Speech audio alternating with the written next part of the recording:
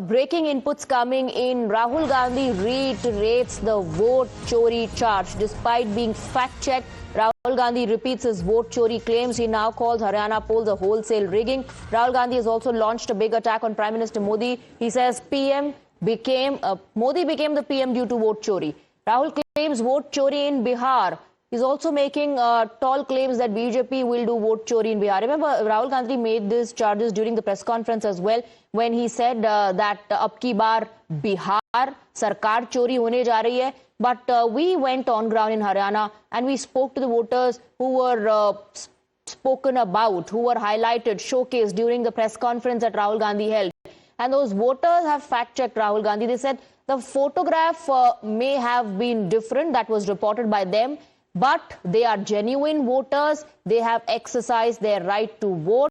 And Rahul Gandhi is misleading the nation. They fact-checked the vote chori charges leveled by Rahul Gandhi. But nothing seems to be stopping Rahul Gandhi, not even the fact-check coming in from the genuine voters. मैंने presentation में दिखाया कि हरियाणा का जो चुनाव है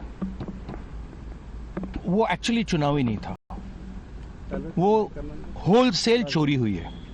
और आप नोट कीजिए कि जो मैंने एलिगेशंस रखे थे, फेक वोट, फेक फोटोग्राफ, इसका कोई रिस्पांस नहीं आया है, ना ईसी से आया है। बीजेपी इसी को डिफेंड कर रही है, मगर जो मैंने कहा है उसको निगेट नहीं कर रही है।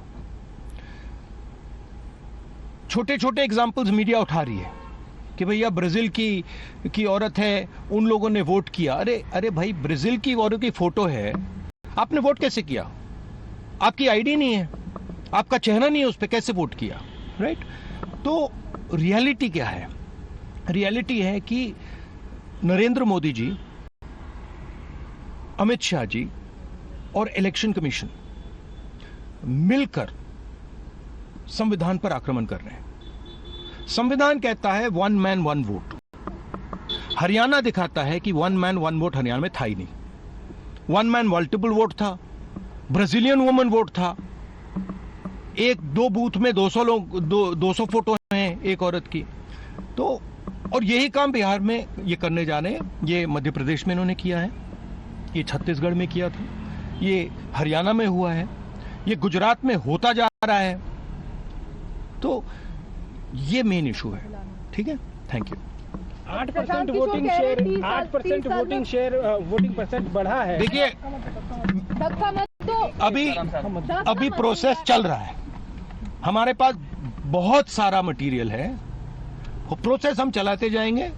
हिंदुस्तान के जेन जी जो हैं और युवा हैं, उनको हम क्लियरली दिखा देंगे कि नरेंद्र मोदी चुनाव चोरी करके प्रधानमंत्री बना है, बीजेपी चुनाव चोरी करती है। क्लियरली बता देंगे, कोई डाउट नहीं होगा। Thank you.